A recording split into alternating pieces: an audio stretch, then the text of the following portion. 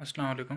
Welcome to all about physics. आज के इस लेक्चर में हम क्लास 9th के फेडरल बोर्ड की फ़िज़िक्स क्लास 9 का चैप्टर नंबर 6 के हम न्यूमेरिकल करेंगे, जिसमें पहला न्यूमेरिकल था हमारे पास। अगर एक बॉडी के ऊपर हम फोर्स लगाएं, फोर्स 150 न्यूटन की और डिस्टेंस वो अगर डिस्प्लेस करे 5 मीटर का, तो वो उस बॉडी के ऊपर कितना वर्क डन किया जाएगा अकॉर्डिंग टू दिस कंडीशंस।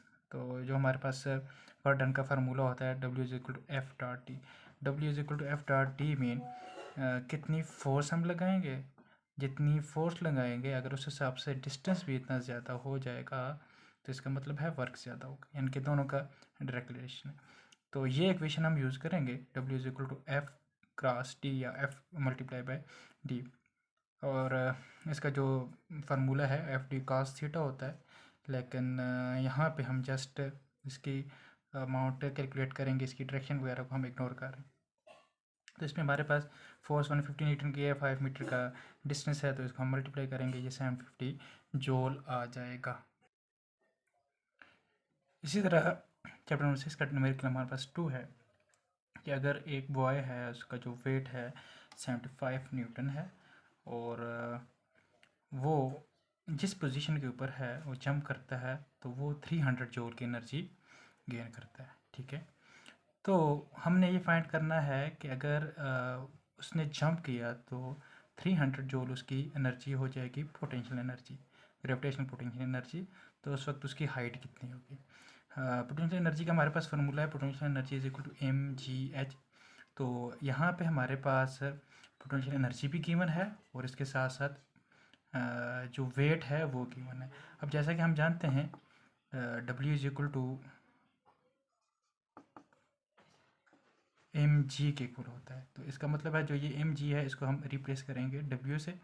तो इस इक्वेशन को हम रीअरेंज करें तो ये mg यहाँ पे मल्टीप्लाई हो रहा है, यहाँ पे दूसरी तरफ जाके पोटेंशियल एनर्जी के साथ डिवाइड हो जाएगा, तो हमारे पास इस तरह की इक्वेशन बन जाएगी जिसमें हम पोटेंशियल एनर्जी की जगह 300 जूल वैल्यू पुट करेंगे और जो हमारे पास ये उसका वेट है तो वो हम 75 न्यूटन है वो उसके साथ डिवाइड करेंगे, तो हमारे पास इसको जब हम कैलकुलेट करेंगे तो 4 मीटर हमारे पास हाइट आ जाएगी। इसका मतलब ये है अगर कोई पर्सन या बॉय जंप करता है, उसका वेट 75 न्यूटन है और 300 जूल तक अगर वो एनर्जी गेन करता है, तो इसका मतलब है उस वक्त उसकी हाइट जो है 4 मीटर हो गई।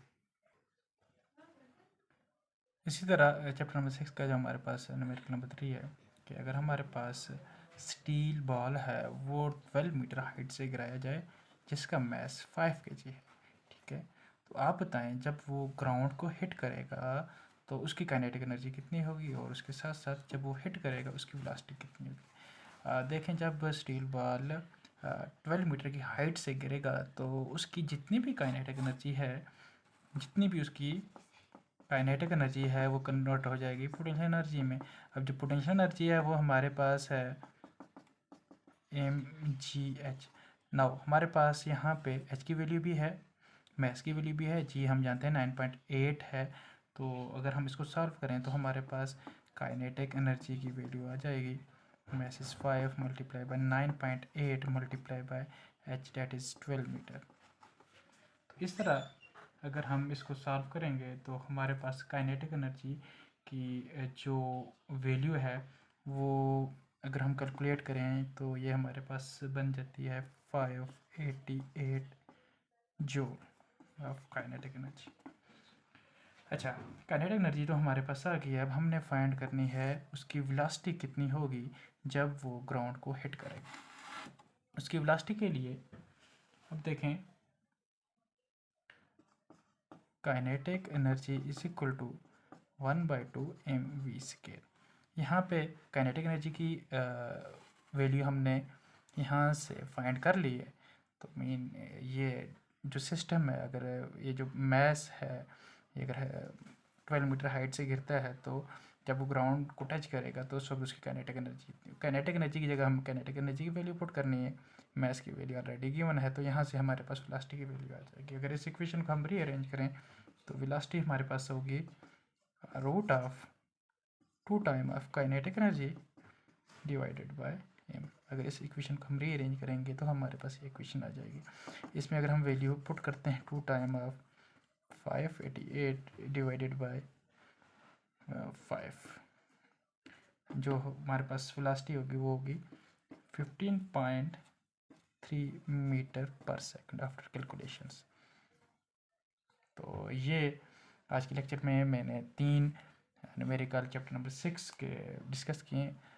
इंशाल्लाह नेक्स्ट वीडियोस में बाकी डिटेल में डेली बेस पे आपको वीडियोज़ वगैरह अपलोड की जाएंगी जिसमें कंप्लीट न्यूमेरिकल आपको सॉल्व मिलेंगे।